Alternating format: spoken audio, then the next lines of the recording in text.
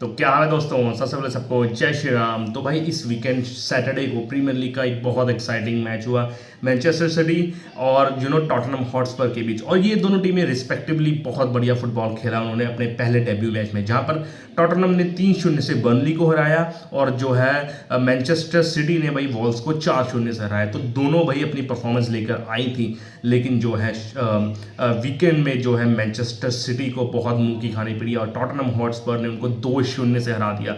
हराया तो हराया, लेकिन जिस हिसाब से हराया ना, वो ऐसा लग ही नहीं रहा था कि ये पेप ग्वार्डियोला की टीम है। कोई उनकी एजिलिटी नहीं, कोई अप्रोच नहीं, कोई उनका इंटेंट नहीं लग रहा था। इंटेंट क्यों नहीं लग रहा था? क्योंकि बैक लाइन इतनी सॉलिड थी ना भाई, बैक लाइन मिडफील्ड इतनी तगड़ी थी भाई टॉटनहम हॉटस्पर की। और उनके नए मैनेजर तो थॉमस फ्रैंक के लिए सल्यूट है भाई, क्या बंदे ने पूरी टीम चेंज कर दी है।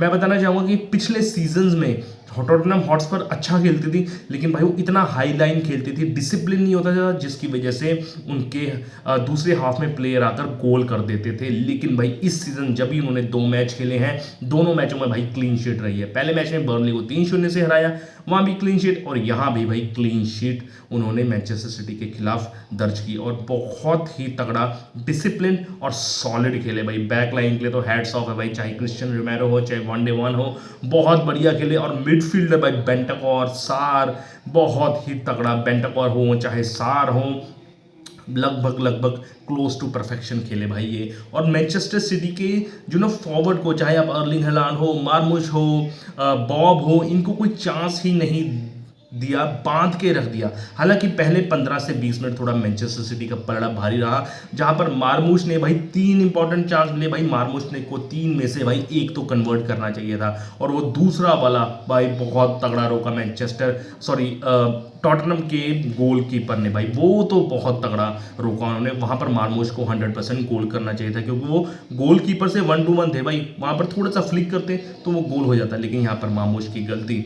फिर 1-2 चांस और मिले अर्लिंग हलांड को, रियान चर्की ने बहुत अच्छी उनको बॉल दी, लेकिन हेडर से वो गोल नहीं कर पाए। तो यहाँ पर 1-2 चांस मिले, लेकिन वो गोल में कन्वर्ट नहीं कर पाए। लेकिन अगर दूसरी तरफ बात करें टॉटनहम हॉटस्पर को भाई जितने भी चांस मिले, उन्होंने उनको गोल में कन्वर्ट कर दिया। पहला चांस भाई 35वें मिनट में आया, जहां पर सार ने बहुत अच्छी बॉल पास करी रिकाल्सन को, और रिकाल्सन भाई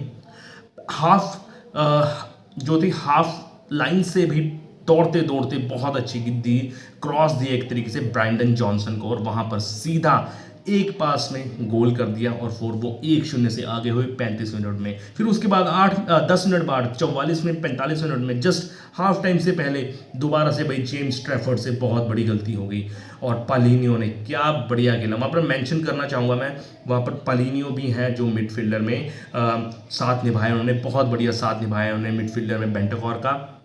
और गोल भी यहाँ पर इन्होंने पालिनियो किया। हालांकि जेम्स ट्रैफर्ड ने दोबारा से दूसरी भाई गलती करी, यहाँ पर वॉल्स के खिलाफ भी उनको एक गलती हुई थी, लेकिन वो गलती माफ हो गई थी, क्योंकि वॉल्स में वो इतना दमखम नहीं था कि वो गोल कर दे। लेकिन यहाँ पर रिकाल्सन ने बहुत तगड़ा प्रेशर बनाया, हाई लाइन थे, जिसकी वजह से हड़बड़ाहट में उन्होंने पालिनियो को बॉल दे दी, और पालिनियो ने सीधा गोल कर दिया भाई, 2-0 डन एंड डस्टेड। फिर वहां से थॉमस फ्रैंक ने, सिंपल सी उनकी सोच थी, सिट बैक करो, डिफेंडर्स क्रिश्चियन रोमेरो, वनडे वन अपनी जादू दिखाया उन्हें। बेंटकॉर, सार और पॉलिनियो ने बिल्कुल ही ब्लॉक कर दिया भाई उनके लेफ्ट विंगर और राइट विंगर को, बॉल आने ही नहीं दी भाई अपने पाले में। और यहाँ पर 2-0 से फुल टाइम पर आगे होके दूसरा मैच जीत लिया इस प्रीमियर लीग का, और टॉप पे पहुंच गई है भाई टॉटनहम हॉटस्पर। हालांकि जीतती मुझे नहीं लगता, बहुत मुश्किल चांस है, 2-3% है, लेकिन अजूबे होते हैं भाई प्रीमियर लीग में।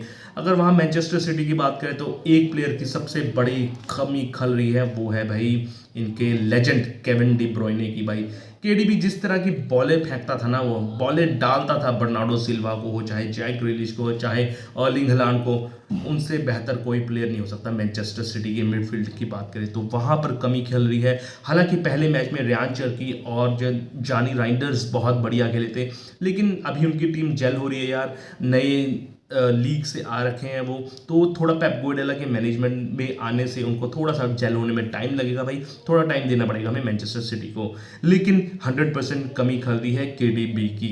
अगर हम बात करें और एक्सपीरियंस प्लेयर बर्नार्डो सिल्वा, वो बर्नार्डो सिल्वा अब नहीं रहे भाई, जो उनकी स्किल थी और जिस तीखेपन से वो खेलते थे, यहाँ पर लैक उनका लगा बर्नार्डो सिल्वा का। तो यहाँ पर बहुत नेगेटिव है। बॉब भी मुझे इतना बढ़िया नहीं लगे खेलने में।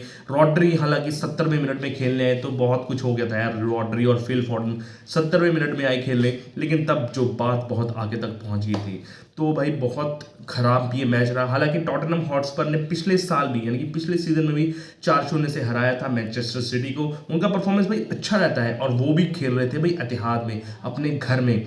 तो आप देख लीजिए, घर में हराना बहुत बड़ी बात होती है मैनचेस्टर सिटी जैसे बड़े बड़े क्लब को। लेकिन भाई थॉमस फ्रैंक ने कर दिखाया भाई, जिस तरह की भाई वो कोचिंग कर रहे हैं ना भाई, हाई लाइन खिला रहे हैं, लेकिन अपने जो डिफेंडर्स हैं उनको भी जान दे रहे हैं भाई। वो अब पूरा डिसिप्लिन में हो गया। पहले क्या होता था भाई, 3-4 गोल जल्दी मार देते थे, लेकिन उसी हिसाब से वो हारा मैच, जीता मैच हार जाते थे, गोल खा लेते थे, हमेशा पैनिक कर जाते थे, पैनिक बटन दबा देते चाहे वो लीड में हो। लेकिन अब पूरा डिसिप्लिन आ गया भाई, जो डिफेंडर्स अपनी ड्यूटी कर रहे हैं, मिडफील्डर्स अपनी ड्यूटी कर रहे हैं, और फॉरवर्ड्स तो भाई एकदम मस्त ड्यूटी कर रहे हैं भाई अपनी, चाहे वो क्रूस हो या फिर रिकार्लसन हो। बहुत बढ़िया लगा ये मैच देखकर, और 2-0 से ये मैच जीत लिया है। और आगे देखो भाई क्या होता है। मैनचेस्टर सिटी के लिए थोड़ा सा यहाँ पर पैनिक बटन दब गया है, जिस तरीके से इनकी परफॉर्मेंस रही है, और पेप गार्डियोला को वहाँ पर स्टेप अप करना पड़ेगा, प्लेयर्स को भी स्टेप अप करना पड़ेगा थोड़ा मैनेजमेंट कल्चर में आने के लिए, जो थोड़ा सा अभी डगमाया लगता है। लेकिन आप पेप गार्डियोला को, इतने बड़े मैनेजर को बिल्कुल राइट ऑफ नहीं कर सकते भाई, जैसे उनकी परफॉर्मेंस रहती है और जैसे वो कमबैक करते हैं। तो यही था भाई रिव्यू थोड़ा सा बहुत। अगर आपको अच्छा लगा हुआ तो मेरे चैनल को प्लीज़ लाइक शेयर सब्सक्राइब कीजिए। तब तक के लिए जय श्री राम, ओके बाय।